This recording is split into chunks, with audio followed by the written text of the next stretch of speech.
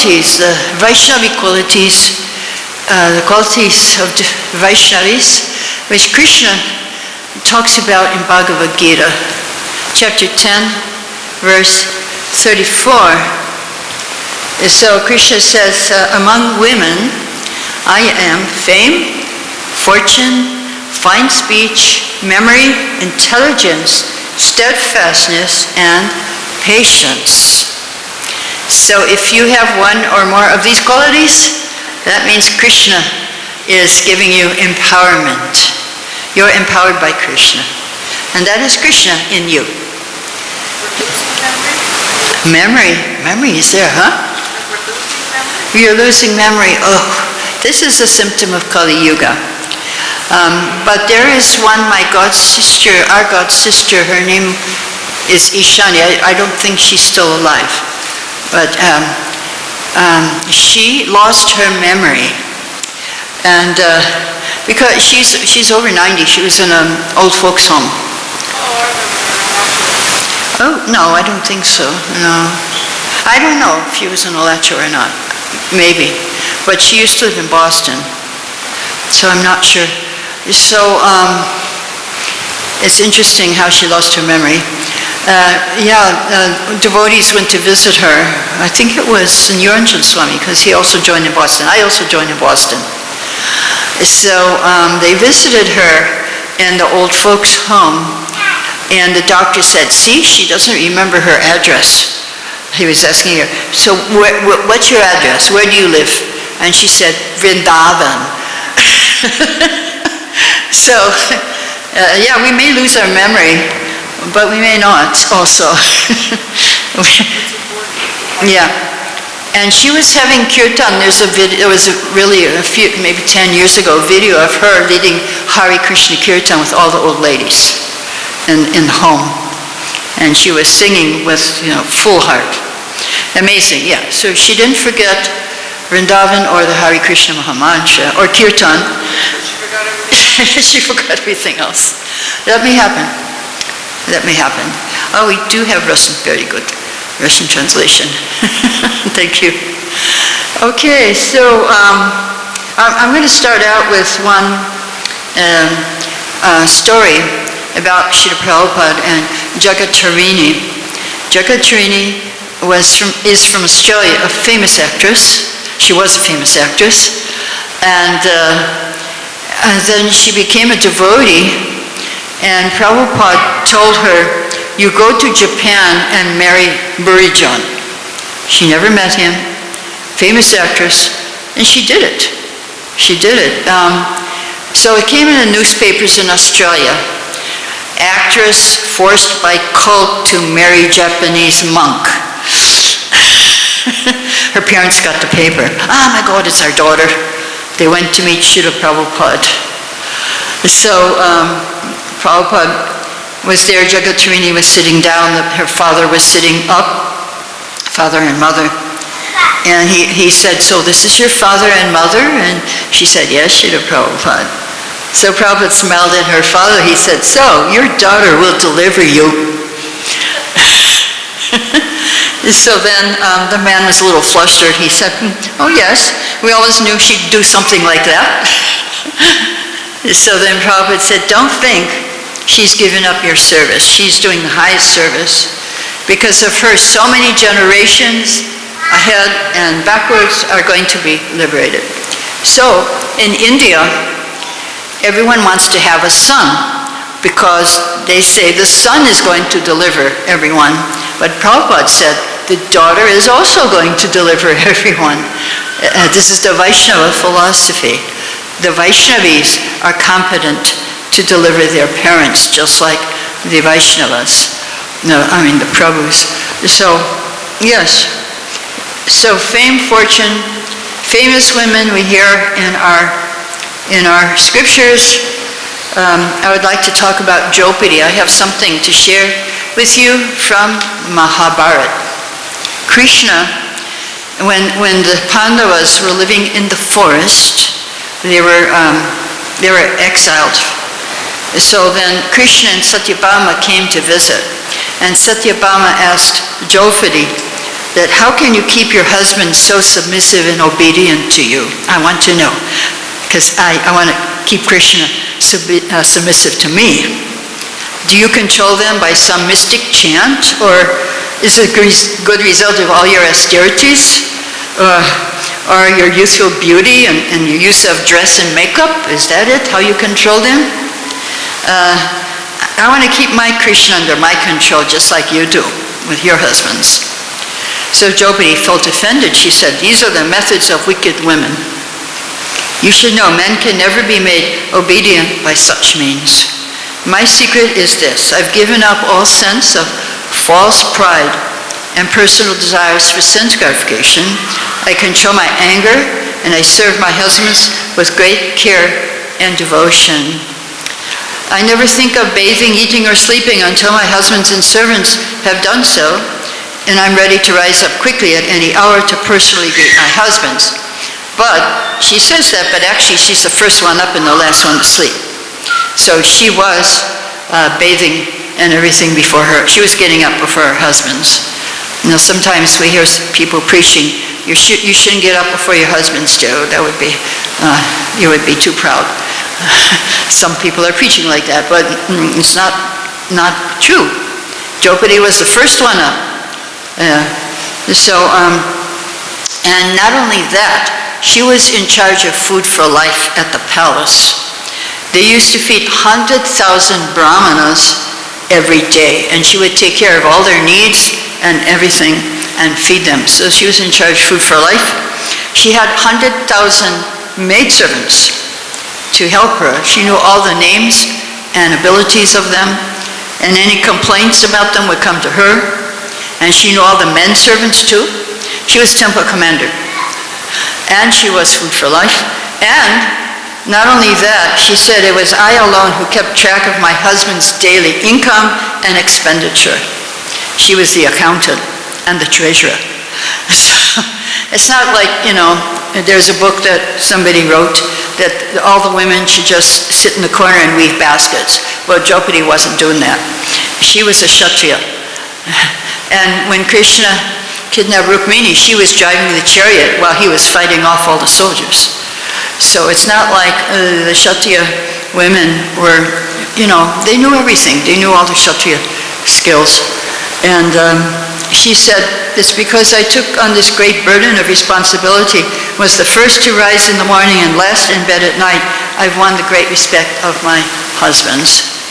And so sometimes they preach that the women don't have any varna in the varnashram. But it's not true. There were Kshatriya women, there were Brahmana women, there were Vaishya women.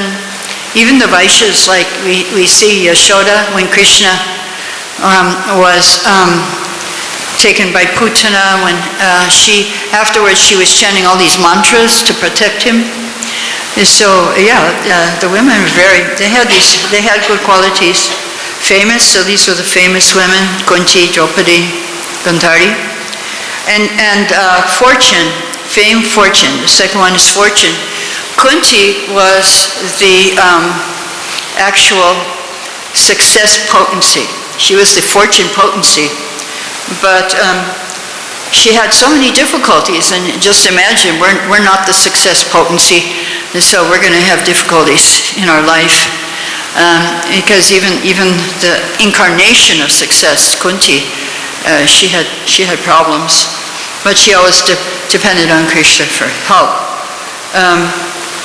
So we all have gifts from Krishna, each one of us, that we can use in his service. And we also we're very fortunate. We have great fortune that out of the billions of living entities in this planet, we have found the path of Krishna consciousness. So I just want to ask you one question to begin with. And that question is, so we have all this fortune coming to us. Good fortune, great fortune, opportunity. What is stopping us from accessing this good fortune? What stops us? What comes in the way of our receiving our good fortune? Anybody have it? Yes? Attachment, okay. Anything else? Huh?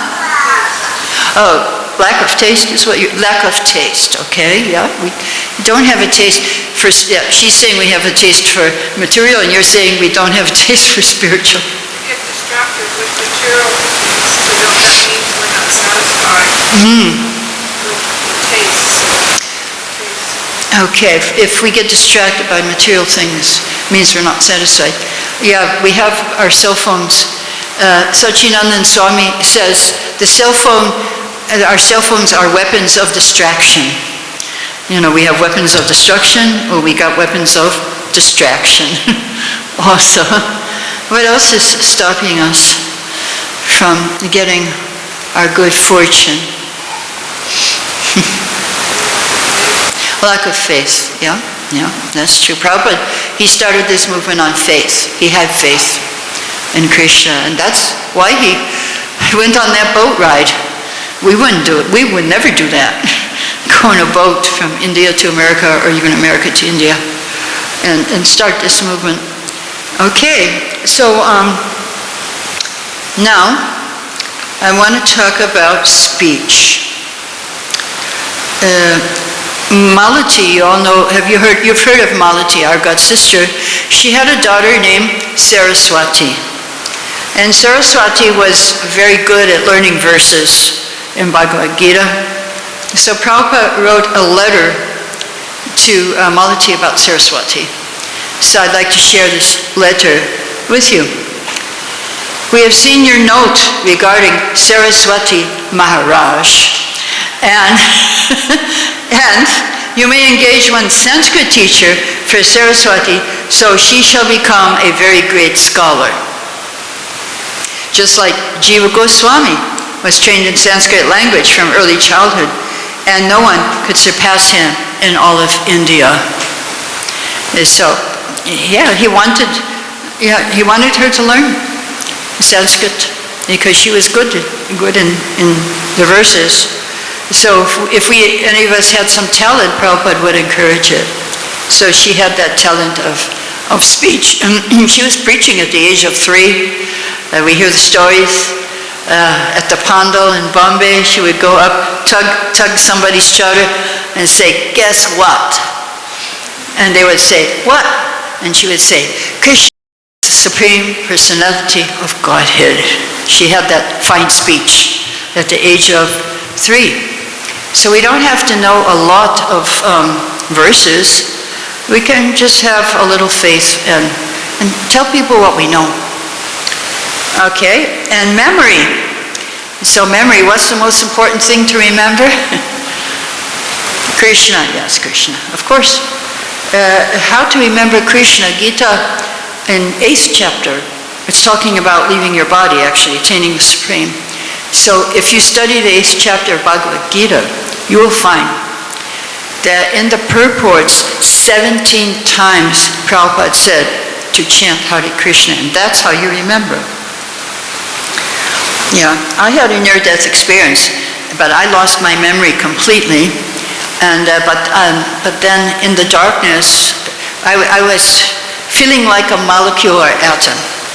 You know, everything was black, and I had no memory.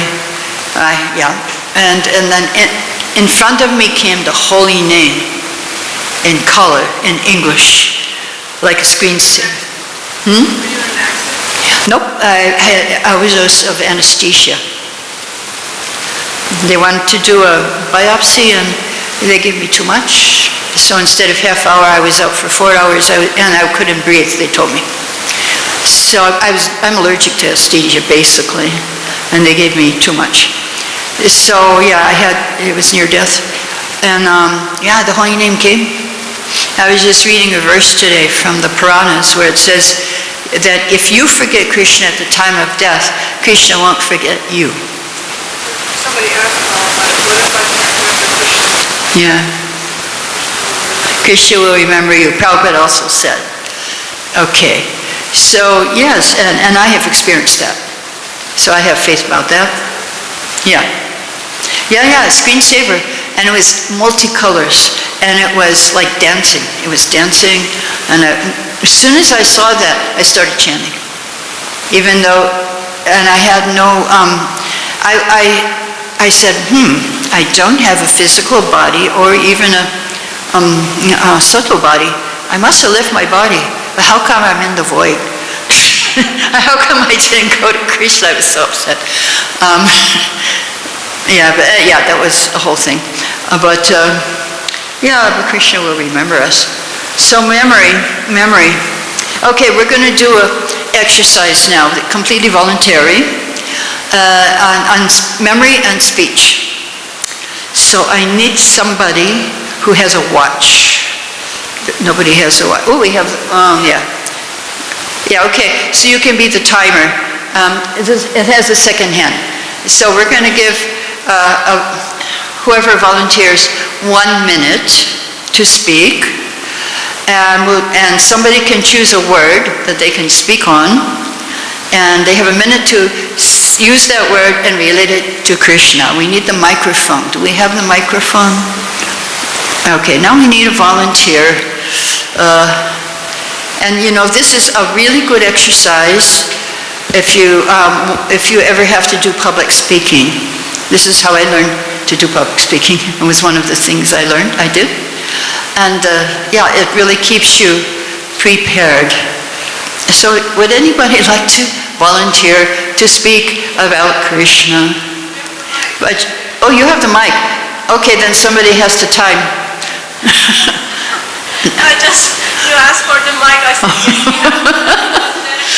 Oh, okay. Do we have anybody? Yes? Oh, she's the timer. Okay, she's a timer. So you can speak. She's our timer. Okay, ready? Okay, somebody choose a word. Any word. It can be a verb, a noun, or I can choose a word. You want to choose one? I'll choose a word. Okay, I'll choose the easy word to relate to Krishna. Kind of easy. Moon. Yeah. Okay, begin. So when we see the moon in the sky, in the dark sky, we can remember Krishna's lotus face. Krishna is shining like a moon, and moon gives light to the darkness. So it is said that we are living in this dark world, and then Krishna is the light, and he can enlighten us through the representatives, through the messengers. That is the significance of the light, and we have darkness, and we have light. So when there is darkness, the light shines and then removes all the nations. Darkness is just like nations, and the light is just like knowledge. So that is the significance of the moon. Thank you very much. Yeah, you could speak even more. Okay, do we have another volunteer?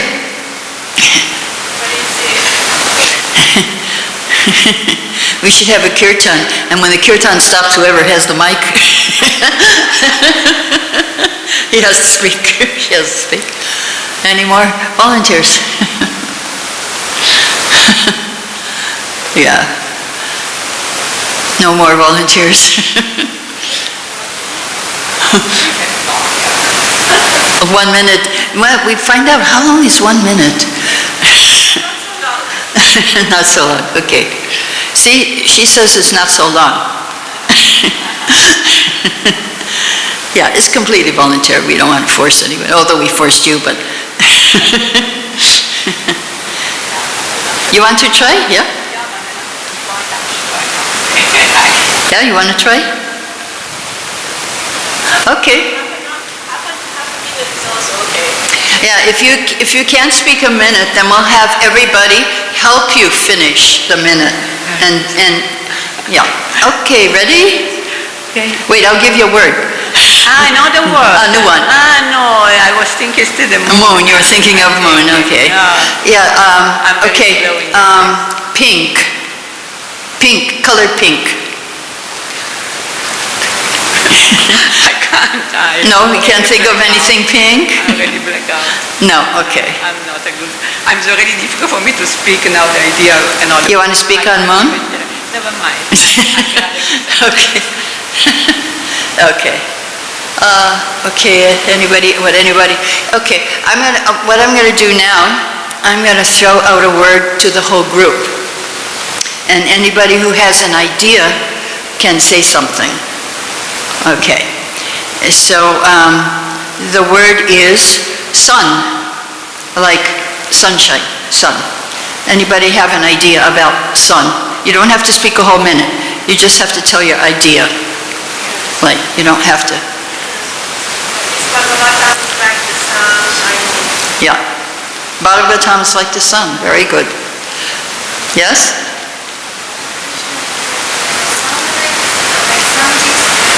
Krishna is like sun disk.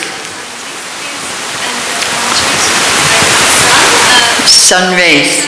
Brahmajyoti, okay? Yes, and Paramatma is like, if I don't mistake, like the sun itself. Yes, like sun itself.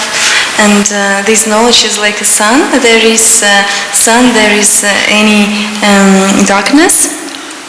And actually the same that God is one, and it can has different names like Surya, Sonachko, Sonce, and different names. We call him just with different names, but it is Sun one. Lord is one. Yeah. Oh, thank you, thank you. Any other sons? There's Bhagavatam, there's Krishna. I can think of one more sun in this Kali Yuga. Yeah, okay. Krishna's eyes are like the moon and the sun, okay. And there's one more sun who has come in Kali Yuga. A sun and a moon has come. Oh, Chaitanya, Nityananda. Yeah, they have come in Kali Yuga. And just like it's in Chaitanya Charitamrita, the sunlight, when the sun comes up, we can see pots and plates. But when Gaura-Nitai come in our heart, it takes away the darkness of our heart. So that we are so fortunate. We are so fortunate. Okay, any more ideas about sun? Oh. Yes. Okay, when we chant our Gayatri the whole day, we're remembering Krishna. At the sunrise, noon, and sunset. Yeah, and the prayer we were singing that I forgot the last line, 3 times a day we should also remember the spiritual masters. So when we chant that Gayatri also, it's 3 times a day. For Guru, Gauranga, and Krishna and Sun. Oh, okay, yes, give the microphone here.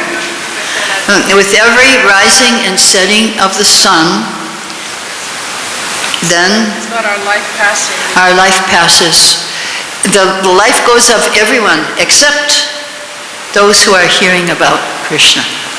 That's, yeah, Bhakti-yoga Thakur also, he says, with every rising and setting of the sun, a day passes and is lost. Why don't you serve the Lord of the heart? Okay, so thank you very much for that exercise. Yeah, you can just keep the microphone here. And in case you want to say something, you can just say it in the microphone, because I think you have a lot to say. Okay, so how can we help each other remember Krishna? When Krishna was leaving Hastinapur to go to Dwarka, all the ladies, they were crying, but they were trying to stop, because when you're going on a trip and somebody's crying, that's inauspicious for your trip. You should not cry. Nobody should cry. So they were trying to stop. And Srila Prabhupada said there were relatives, hundreds of ladies, and so they tried to check their tears. But what they did was they're always talking about him, hearing about him, and because of that, they also went back to Godhead. So that's what we have to do also, talk about Krishna, hear about him, and we can also go. So that was memory and now medha, intelligence. Now, in Bhagavatam, the example of Devahuti is given. She's very intelligent. She heard the whole Sankhya philosophy from her son Kapiladev. And after hearing everything, all these different categories and creation, so many things, she had one realization at the end. And her realization was, whoever's chanting your holy name, although in a low family, like Chandala, he's on the highest platform of self-realization. He has done all sacrifices, all austerity, studied the Vedic literatures many, many times, gone to all the holy places. And so she was very intelligent. How could she understand this whole philosophy? And that was her conclusion, chant Hare Krishna. And that's, Prabhupada says, if you you chant Hare Krishna, you'll be happy. And if you read Bhagavatam, you will be convinced. But convinced what? Convinced to chant Hare Krishna. So that's why we read Bhagavatam. Now Kunti, although Kunti is another example of a very intelligent lady. So she prayed to Krishna when he was leaving Hastinapur and said that your reason why you came here is to enlighten all the great sages and the yogis and the transcendentalists. So how can we women understand you? So Prabhupada said the truth is that Krishna came for devotees like Kunti. He didn't come for the intellectuals, the sages, the philosophers. He didn't come for them. He came for the devotees.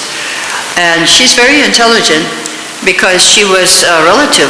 She was like a mother to Krishna. She was an aunt. So great yogis, sannyasis, they go to the forest, the Himalayas, just trying to get the vision of the lotus feet of Krishna. But she had Krishna coming to her house. So then the great yogis and sannyasis living in the forest used to go to visit Kunti's house so they could see Krishna. They couldn't get it out there in the Himalayas. And so she was more advanced than all these yogis and sannyasis. She was very humble. In the purport to her prayer, Prabhupada says that Krishna is not impressed by the great philosophers, but he knows the sincerity of purpose. And that's who he reveals himself to. Now, I got an initiation letter from Prabhupada where he gave me 6 instructions. Chant at least 16 rounds, follow the regulative principles, read and study all my books, deity worship, Sankirtan, and then 24 hours be engaged, 6 instructions. Then second letter, he sent me three qualities that I need to do this with: sincerity, enthusiasm, and cooperation with the other devotees. Hardest one of all. Cooperation, oh my God. It's taken my whole life to figure that one out. Enthusiasm.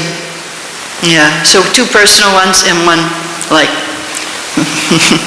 with everyone. Because we are not alone. We are not alone here. So yeah, so Kunti is showing the example, the importance of humility. So what's the necessity of humility in devotional service? Why do we need to be humble?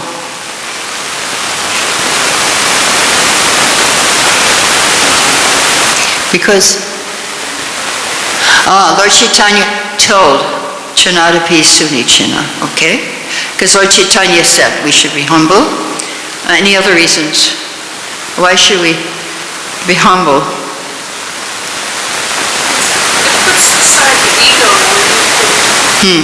Take the microphone.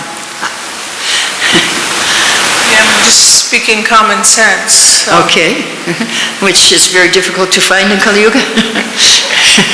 So I'm just saying, to be humble, you're receptive to hear. That's the point. Yeah, and you have to put that ego aside to be able to hear. Yeah.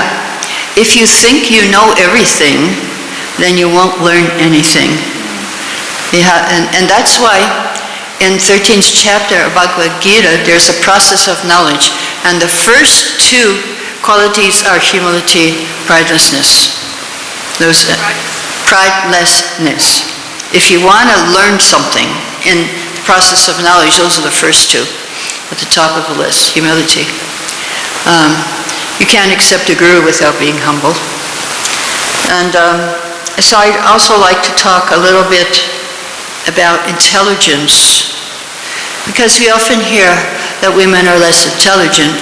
So that may be true in the material world, but actually there's a way you can have lots of intelligence. I'll tell you how. And the way is by chanting Hare Krishna. Because where does intelligence come from? It's coming from the Lord in the heart. So when you chant, you connect with the Lord in the heart and you get unlimited intelligence. See, I had to teach the whole Srimad Bhagavatam. Sometimes I wouldn't understand a verse. So I would read that verse and then I would chant not one mantra, but one round. And then I would get so much understanding which I didn't get before, and it wasn't from my brain. It was from the holy name. And so it works. And actually, one devotee, there was one, my godbrother, he had to print, Prabhupada told him, you have to print books in German. Now, he didn't know German, so how am I going to do that? And Prabhupada said, chant Hare Krishna, and you'll get the intelligence to do it. So then, Srila Prabhupada said, there's a kind of genius. Every living entity, everybody has a kind of genius within them. And so he looked up the word genius in the dictionary. And what the dictionary said, genius means indwelling deity. Deity. Yeah, that's what he saw. Everyone has some genius in him. Everyone has genius. The definition in the dictionary was genius means indwelling deity. So isn't that interesting that we all have a genius in our heart? It's not us. it's Krishna. We do have Krishna in the heart. He's the source of all intelligence. He's the source of all our ability and all our genius.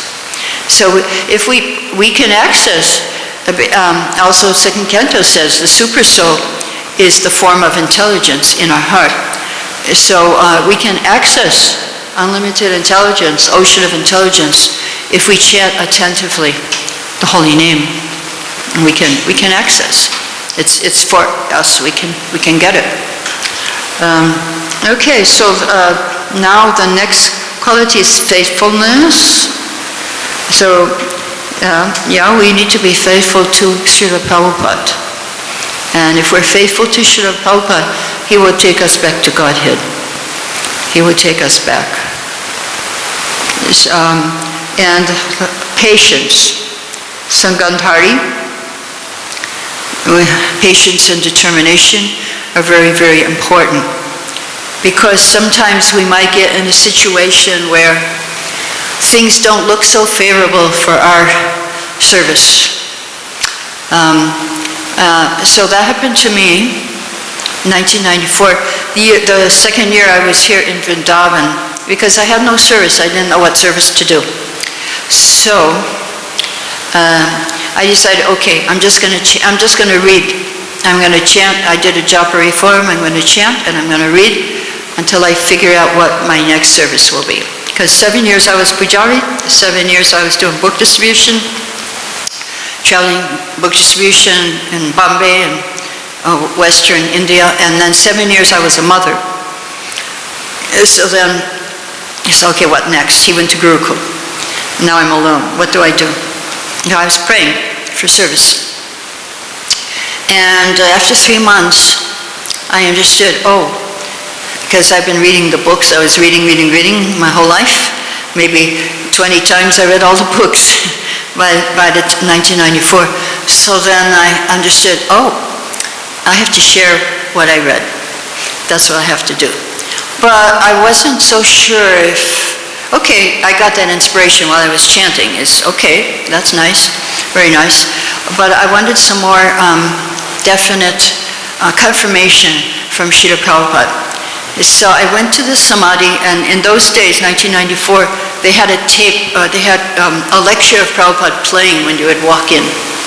So when I walked in, Prabhupada was saying, "You think the deity is made of stone?" "No, Prabhupada, I know you're here, but I want some personal instruction." So then I got inspiration, go to Prabhupada's house, read the letter, because every day they would change, he would have a letter on his desk, they would change it. So that day the letter said, now you are one of my senior disciples. I am depending on you. You have learned the art of Krishna consciousness. Now I want you to teach it for the benefit of others. I said, oh, okay, I got the order from Prabhupada. Now, it was a bit of a problem because in 1994, ladies could not speak in the temple, could not give class, in VIT also. It was only men's Bhakti Shastri. And so I said, oh no, okay, no facility, I got to do this, Prabhupada gave me the order. So I was living outside in a life member's house, and I started teaching Bhagavad-Gita. But then after a few months, the Chowkidar said, no, you can't do this. You can't have this private house, you can't have people coming here. So then I went up, and I was teaching up on the roof of the Krishna Balaram guest house. And then after a year, I got a place behind MBT to stay. And so I taught there for 2 years. So after 3 years of just teaching outside, they started the ladies' Bhakti Shastri. And I started teaching there. And after 1 year there, I was traveling all over Europe. So it's like, so what you have to, if you have no facility, that doesn't mean you don't do it. You just have to do it. You got the order, I got the order, I was convinced, I got the order, I got to teach, okay. So I just started teaching. So don't give up, you know. Don't give up. If you have some obstacle or problem there, just keep on doing it. That's, yeah. So yes, okay, faithfulness. Oh, yeah, so how many of you are married here? 1, 2, kind of, Kali Yuga marriage, yeah, okay. Yeah, oh, we got 2 kind ofs. This is very interesting. The majority are single. Single ladies. Huh? This is Kali Yuga. This is Kali Yuga. So, isn't that interesting? So, what can you do? Yeah, actually the first single mother was Kunti. She had 5 kids. And she was a single mother. That was, you know, pretty amazing. And not only, and so many obstacles, they were trying to kill her children. They weren't trying to kill her children. So imagine the life she had. So it's not so bad. I also was a single mother. And my husband left when my son was 5 years old. And I was 44. And I ended up in Vrindavan, somehow by Krishna's mercy. So yes, what to do? And so you have to, well, we're all in Vrindavan, so it's not so difficult here, because you have the temple, you have the deities, and those who, we have one grihastha here, yes? You're married, yes? Yeah. So you can make your home a temple also. But you're in Vrindavan, the whole place is a temple, so it's a wonderful place to be. So yes, but I would say that the very important thing is to concentrate on your chanting in the morning. How your rounds go will sometimes determine how your day goes. Like if you're not attentive in chanting, then the whole day will be kind of spaced out too. So I find that if I really concentrate in the morning, then it's helpful for the rest of the day. And put the cell phone in another room, and otherwise the weapon of distraction is next to you. So yeah, so we can do that. See what else? Oh yeah, gratitude. Gratitude is very important. Be grateful to Krishna for everything. We'll talk a little bit about that later. Well, might as well talk about it now. So what are you grateful for? Anybody is grateful for something? What? To be in Vrindavan. Yes, yes. Yeah, that's a very good attitude to have in Vrindavan. Otherwise you can make offenses. Because things don't always go the way we want over here. You know, things that we take for granted in the West, like electricity, water, may at any time stop. And then we have to fix it. Prabhupada, oh yes, yes. Oh, that's the main thing. We are grateful for Prabhupada. He gave us this life. It's so amazing that we have this Trilogy. Go ahead. Prabhupada, Bhaktisiddhanta Saraswati Maharaj, Bhaktivinoda Thakur. And they're basically is the same, they're saying the same, it's like the same voice, and they're so close. Yeah. I feel so fortunate that, like we have our grandparents, we have our great-grandparents, and they're still in our consciousness. Yeah. So Bhaktisiddhanta Saraswati is our grandfather, and then we have our great-grandfather, and they're close enough that we could almost still touch them. And that feels so amazing to be in that family tree. And I'm really, really grateful for that, and I'm grateful for the time we had in India at that time. It's almost like it was the last slice of that time, like out of the pages of the CC. I mean, that India that I grew up with doesn't exist anymore. Yes. And we were there with Pishima and Prabhupada, and just the way India was, and it's like we got the last little glimpse. There was nothing out here. All you heard was peacocks. There was no monkeys. Prabhupada said the devotees brought the monkeys because they were so dirty. There were no monkeys down here then. I remember the peacocks dancing on the main Peacocks road. everywhere, hundreds and hundreds and hundreds in the trees, on the ground, everywhere, in the dirt road, and nobody. And even when Prabhupada got this, they said, Swami, no one will come out there. No one will come. You're so far. So it was like we got a little bit of a glimpse of what India was. I'm really, really grateful for that. Vrindavan. How Vrindavan was. It was forest. Mayapur, It was forest. Yeah. Yeah, Mayapur too. It was fields. Just fields everywhere. Yes, fields. You had to walk. Yeah, you had to walk. Walk for 20 minutes to get to the Ganga, you know, and then we would walk down the parikram path, which was all sand, and you'd still have to walk. And yeah, you it was far. Be in the water for 2-3 hours every day. Yeah, it was far. Ganga was far. It was. Now it's close. Ganga was far too. We'd be in the water for hours. Yeah. Now you're lucky if you can move everything to get a little water on your head. Yeah. Jamuna Anyway, too. that's what I'm grateful Jamuna for. was also very nice in '72 when we came.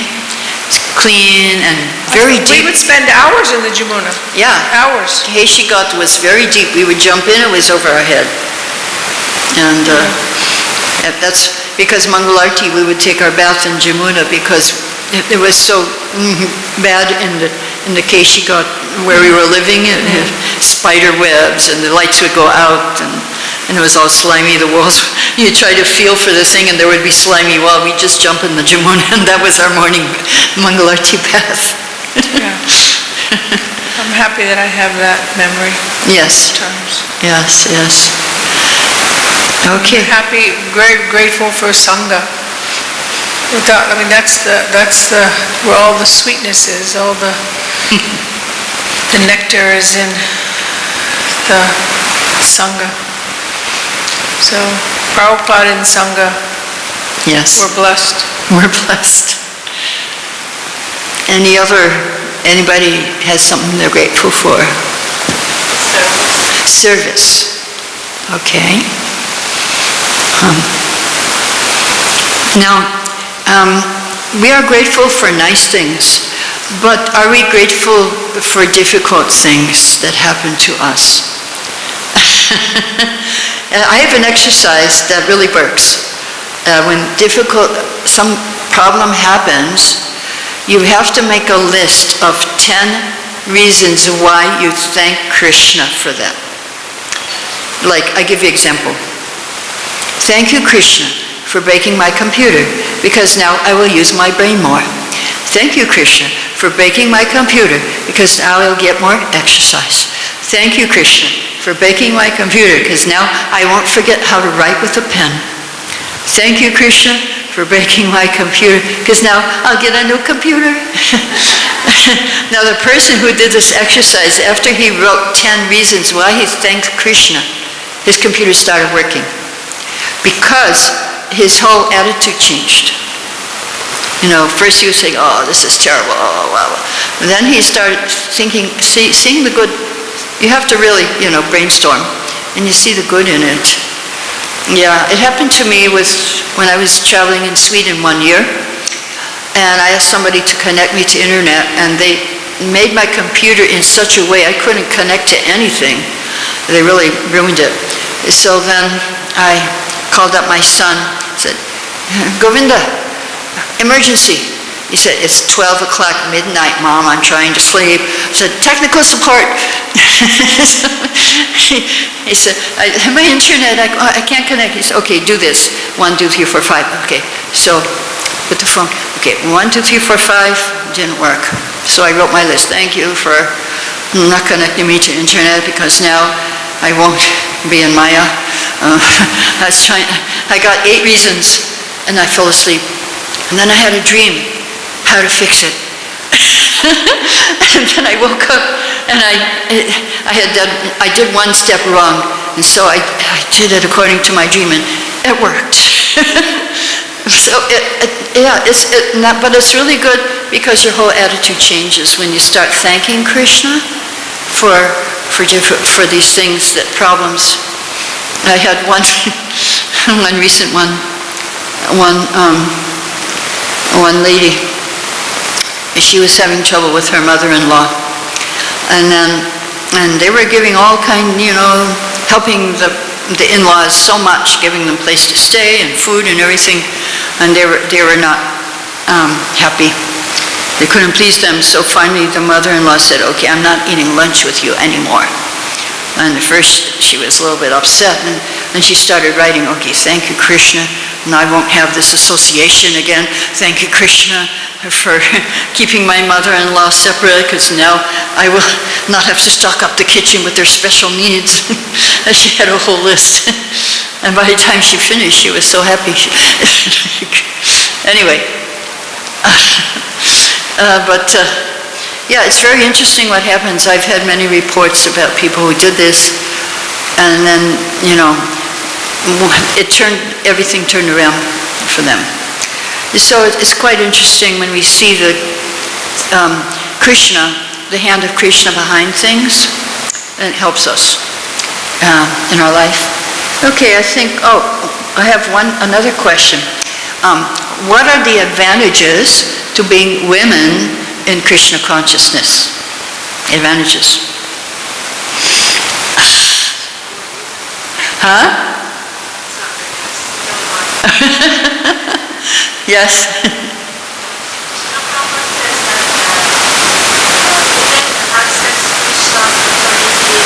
Yeah. Yeah. Yeah. Yeah.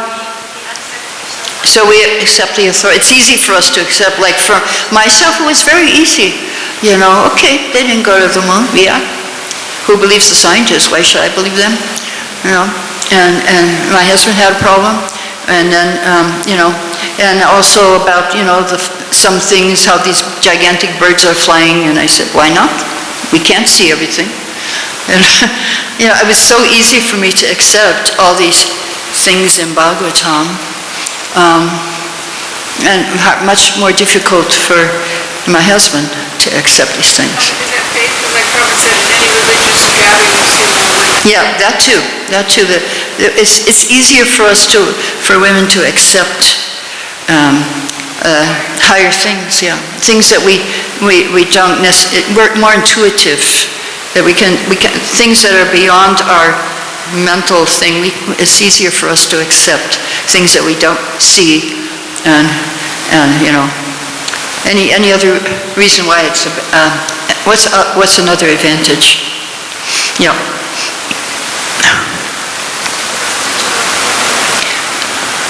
It's easier to serve and to cook, yeah. Unfortunately, I didn't get that ability in this life. But, yeah, for me it's still a mystery. But, yeah. Open your refrigerator, there was not a single, film. Vishaka had only film containers in her fridge and no food. Yeah, she didn't used to cook. Then she became a good cook, I think, I heard, when Jumuna was doing cookbook. Yeah. Yeah, easier to cook, okay. Any other advantages? You had something? No. I'm not sure. Mothers, oh yes. We can understand what it means to have pure love, unalloyed love, when you become a mother. Closest thing to, yes, Prabhupada said that mother's love is the closest thing to unconditional love. And it is unconditional. I mean, it is unconditional. It's the closest thing to love of Krishna, is the mother's love. So we have that. Yes. Any other advantages? So yeah, we can understand what it means to have unconditional love. Any other advantages? I've got something from other, oh yeah, these are funny ones. From another seminar, another time I gave this, one lady said, women can wear colors. The men have to wear white or whatever. And another one said, Krishna loves women. And another one, women can transform the hard hearts of men by prasad distribution and even book distribution.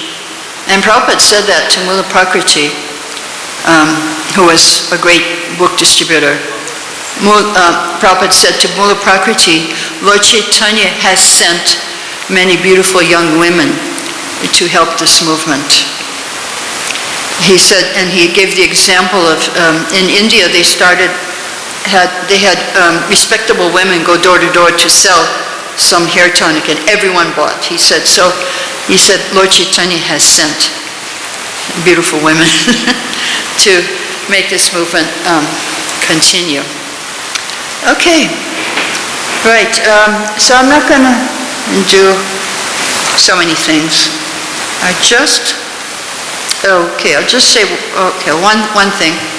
One more thing from Bhagavatam is that what happens when your husband leaves home. Of course, most of us are single, and so this is for everybody here, because we're all single. When your husband leaves home and your children leave home, like you're all by yourself. And so that happened to Jopati. Her husband just got up and left, and just left her. And of course, according to Mahabharata, she also followed. But according to Bhagavatam and Srila Prabhupada, she didn't exactly follow them. But she and Subhadra, they did austerities, and Prabhupada, he said that at the time of death, when you're flying your airplane, you can't take care of other planes. So everyone has to take care of his own plane. So to go back to Godhead, you have to take care of yourself without help. But the help is offered before you go. So because Draupadi and Subhadra were trained, they were able to have the same destination of their husbands. They went back to Godhead in the same body, Prabhupada said, because they were trained in Krishna consciousness. So all the Pandavas, they went back to Godhead without leaving their body, in the same body, and so did Draupadi and Subhadra. So, okay. So the Mahabharata says that Draupadi stopped first. Yeah.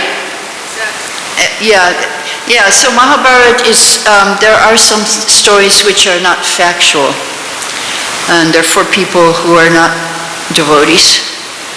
Yeah, it said she fell first because she was more attached to Arjuna than the other ones. And they all had a reason why they all fell. And then Yudhishthira, yeah, that one was proud and one was, I can't remember all the reasons. And Arjuna, yeah, there's reasons each one of them, they all fell one after, and Yudhishthira didn't fall. And he had a dog with him and he wanted to take the dog back with him. But actually, according to Bhagavatam, it wasn't exactly like that. So there's some stories in Mahabharata which are not exactly true, but they're there for those, for the atheists and those who are not devotees. Like when Krishna leaves the planet. And also the birth of Krishna, a hair from Mahavishnu or something. So there's and even in Chaitanya Chaitamrita, Lord Chaitanya talks about some of these fake stories. Like we hear about fake news nowadays. It was there in Mahabharata too. Some fake news. And it was pointed out by Lord Chaitanya. A few of them are pointed out, like one is the disappearance of Krishna. That he didn't really leave. Because he left a material body, but Prabhupada said, yes, he left his universal form here. That was his material body. So and because people don't believe in it, and so they need this fake news. So I guess some people need fake news today also, to make them feel better. Most of it's fake as far as I can see. And, anyway, I don't want to get into it. But I could, but I'm not going to. So I got one last question. What would you like to do after you have done all the things you feel that you have to do? Like now you have so many things that you have to do, or you should do. But what would you like to do actually if you just, there's nothing that you really have to do. You just want to do something. What would be that thing that you would want to do? That now you don't have time.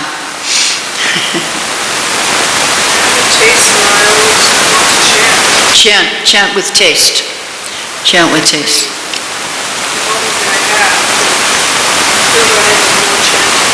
Fill up every moment with chanting. Oh, that's a wonderful thing. Yeah. Anybody else have some idea of what you would like to do? Something you really, really want to do, and now you really can't do it somehow. Yes. I'll learn more Shastra and preach. Okay. You just have to know Krishna is the Supreme Personality of Godhead. It's enough to preach. Yeah, anything else? Yeah, learn more Shastra. It's good. It's always good to read the books. Okay, so we'll stop here if there's any questions. So you can leave now if you need to. Yeah, well, yes, perfect. Perfect timing. Okay. Yeah, we really appreciated your association. Any questions? We may also leave at 6:30 if there's no questions. Yes.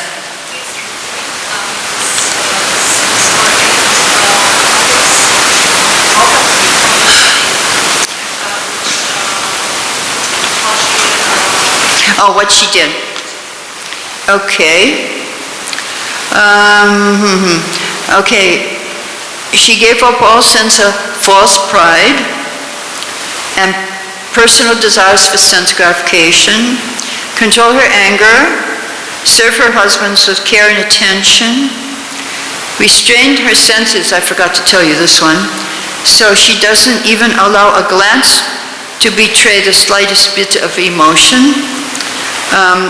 She didn't think of bathing, eating, or sleeping until her husbands and servants, 100,000 servants, had done so. That must have been hard.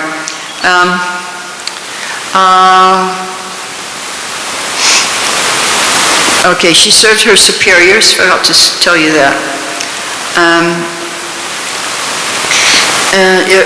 Any hour her husband would come, she would be ready to get up and serve. And then she did Food for Life. She did Temple Commander. She knew all the servants. And she was Accountant Treasurer. Those three services. Temple's palace services she did.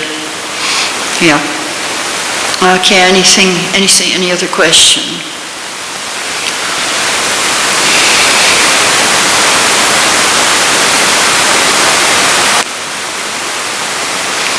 If there's no questions. Okay. So everybody's personalities. Yeah. Likes to sing. Some more. Right.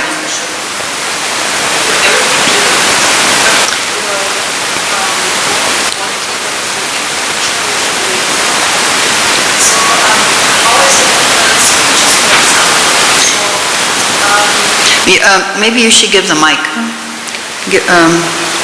Come sit here. Okay. Say it. Okay.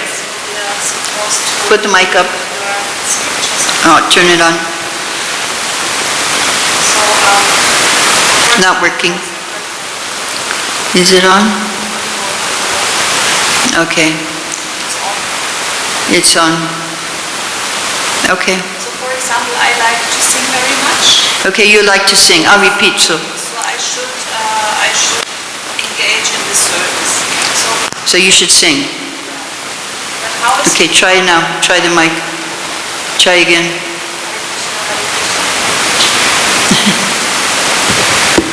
Okay. It wasn't on. Okay, sorry. So Put it to your mouth. we are supposed to learn scriptures, huh? Scriptures. So in what?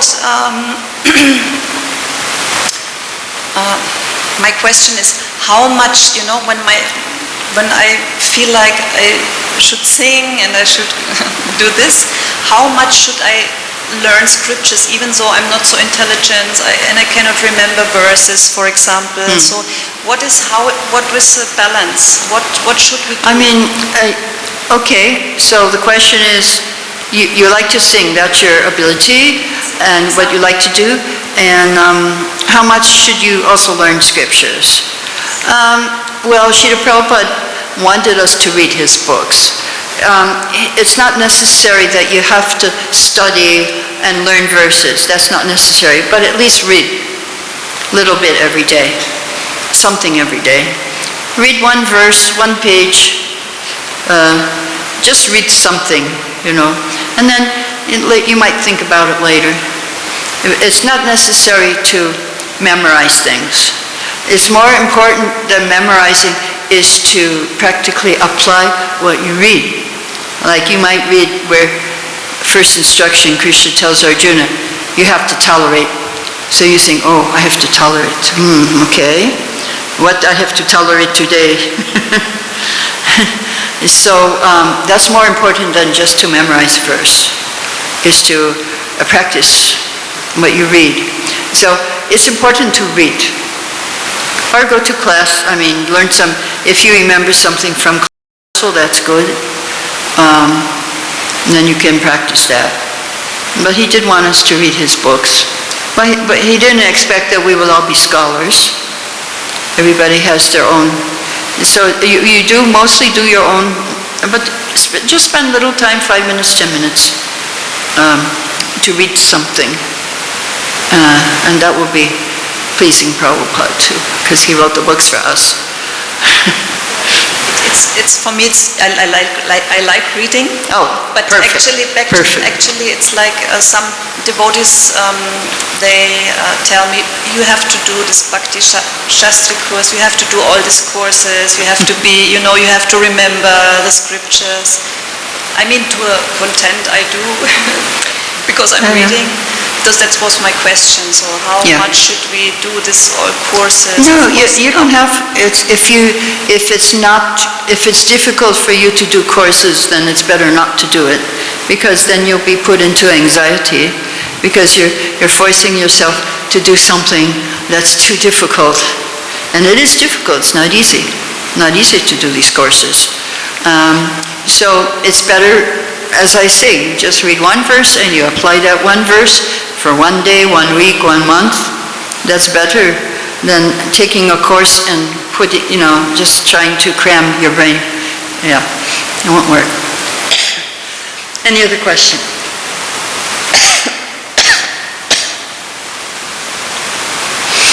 Okay, Jai. All glory to Shri Prabhupada, Hare Krishna.